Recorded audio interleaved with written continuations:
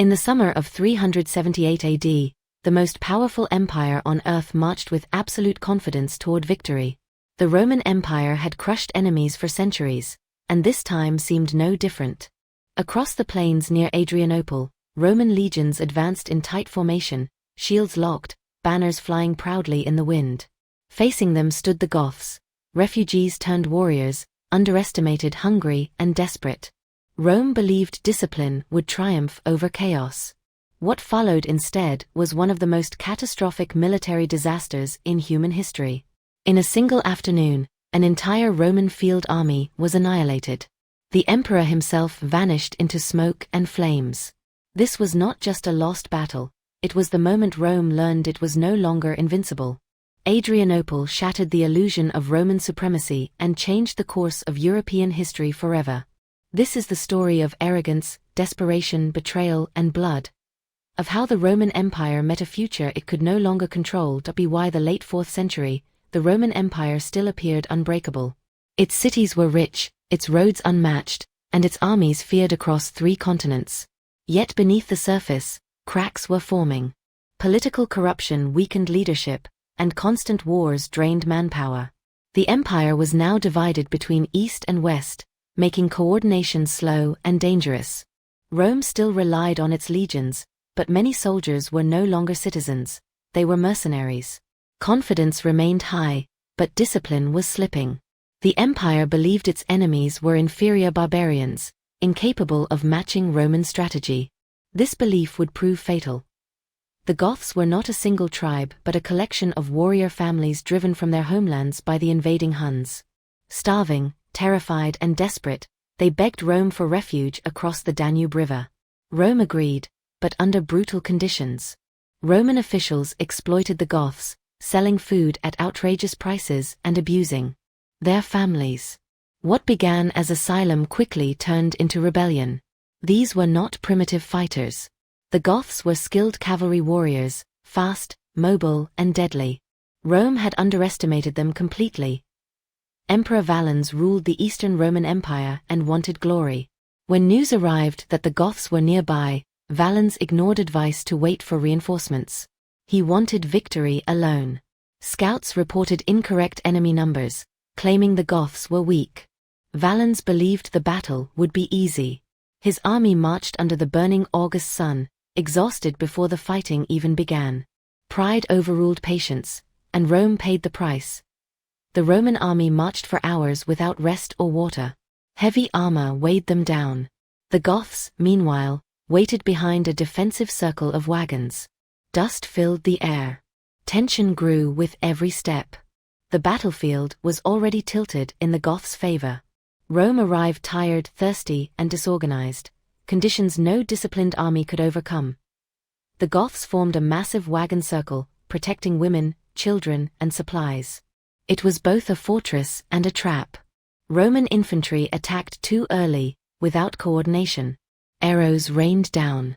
The Romans advanced uphill, exposed, while Gothic cavalry was still missing from the field, a detail Rome failed to notice.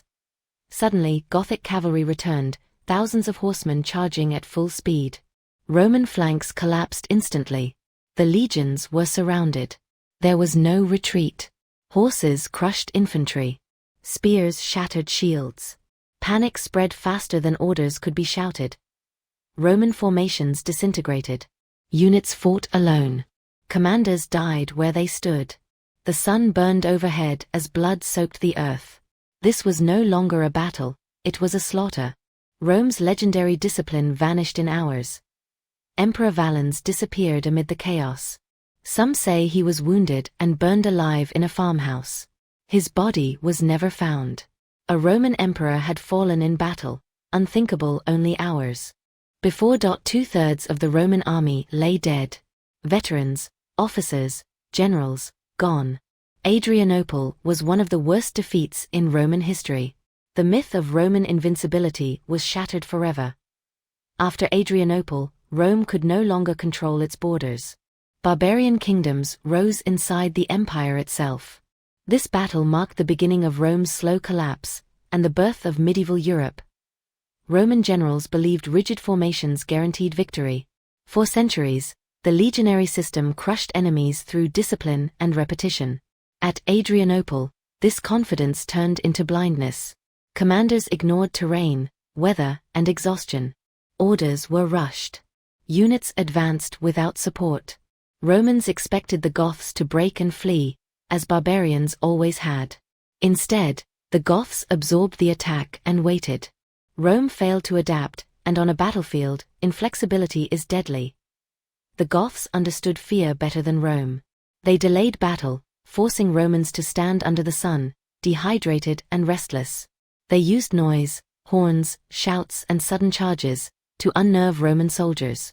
The wagon circle wasn't just defense, it was intimidation.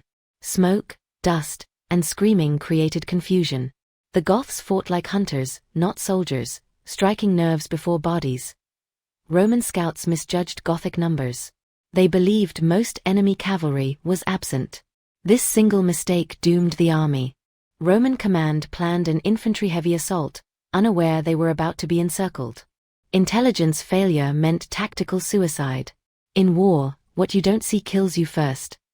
The August sun was merciless. Roman soldiers wore heavy armor, carried massive shields, and marched for hours. Sweat drained strength before combat even began. The Goths waited in shade, conserving energy. When the fighting started, Roman exhaustion turned small wounds into fatal mistakes. Heat became an invisible weapon. Roman command structure relied on clear signals and tight coordination. At Adrianople, dust and noise destroyed communication. Orders couldn't be heard. Units moved independently. Once command collapsed, discipline followed. Even elite legions cannot function without leadership. Gothic cavalry fought differently from Roman horsemen. They struck flanks, withdrew, and attacked again, never committing fully until the moment was perfect. When they charged, it was overwhelming. Speed, mobility, and timing crushed Roman infantry formations from all sides. Roman infantry was built for frontal combat, not encirclement. Once surrounded, shields became useless. Soldiers couldn't maneuver. Panic spread as formations compressed inward. Men suffocated before swords reached them. The battlefield became a killing pit. Fear spreads faster than arrows. Once soldiers realized retreat was impossible, morale shattered. Veterans who survived dozens of battles froze. Some threw down weapons. Others fought wildly without formation. This psychological break sealed Rome's fate. The Goths fought as families and clans. Every warrior knew what defeat meant, death or slavery. Romans fought for orders, pay, and pride. When pressure mounted, Gothic unity held firm, while Roman cohesion dissolved. Motivation decided survival. The moment Gothic cavalry closed the circle, Adrianople was lost. From that second onward, Rome was no longer fighting to win, but to survive. The battle's outcome was sealed not by numbers, but by decisions made hours earlier. News of Adrianople spread like wildfire. Entire legions were gone. Cities panicked. For the first time in centuries, Rome realized it could lose, not just battles but control. The empire's confidence collapsed overnight. The death of Emperor Valens sent shockwaves through the empire. No body, no funeral. A ruler erased by war. Roman citizens struggled to understand how an emperor could simply vanish on the battlefield. Rome couldn't replace its losses. Veteran soldiers were irreplaceable. Training new legions took years, time Rome no longer had. The army was weaker than ever. Adrianople transformed the Goths. They were no longer refugees, they were victors.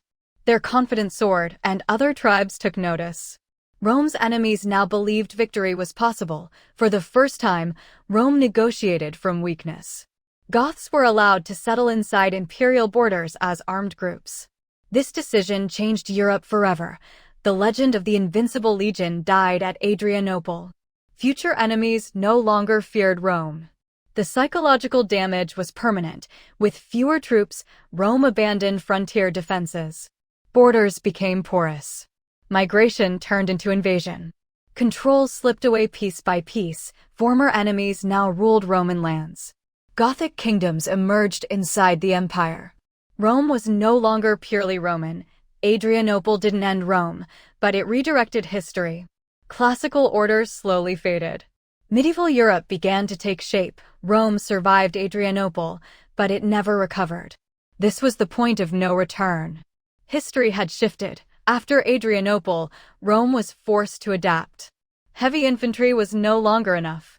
The empire began relying more on cavalry and foreign troops. The classic legion was fading, replaced by a more flexible, but less loyal force. Rome increasingly hired barbarian warriors.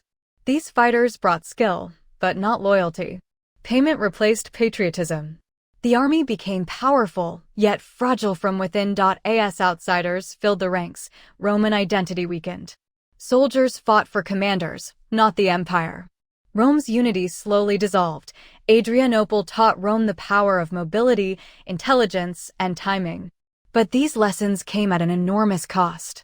Adaptation followed disaster, not prevention. After Adrianople, cavalry became the battlefield king. Speed, flanking, and shock attacks reshaped military strategy across Europe. Roman soldiers carried fear into future battles. Adrianople haunted them.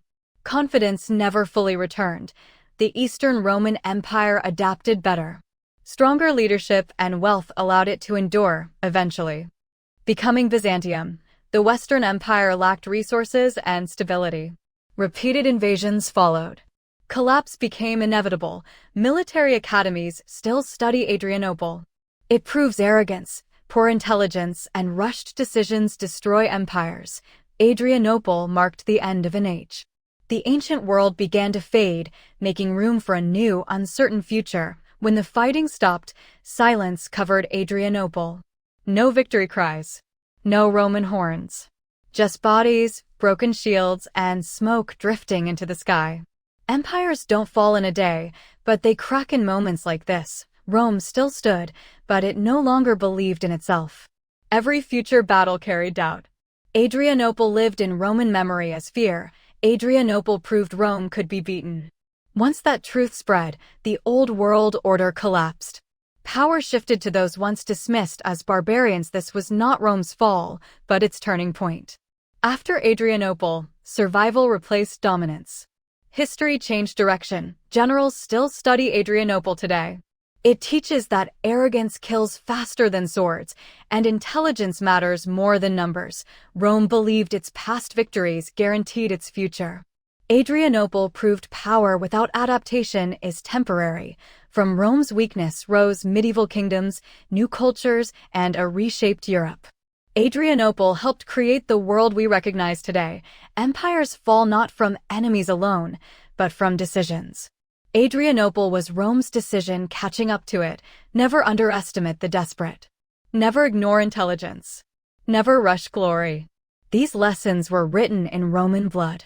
Adrianople whispers across centuries. It reminds us that even the greatest powers can fall when they stop listening to reality.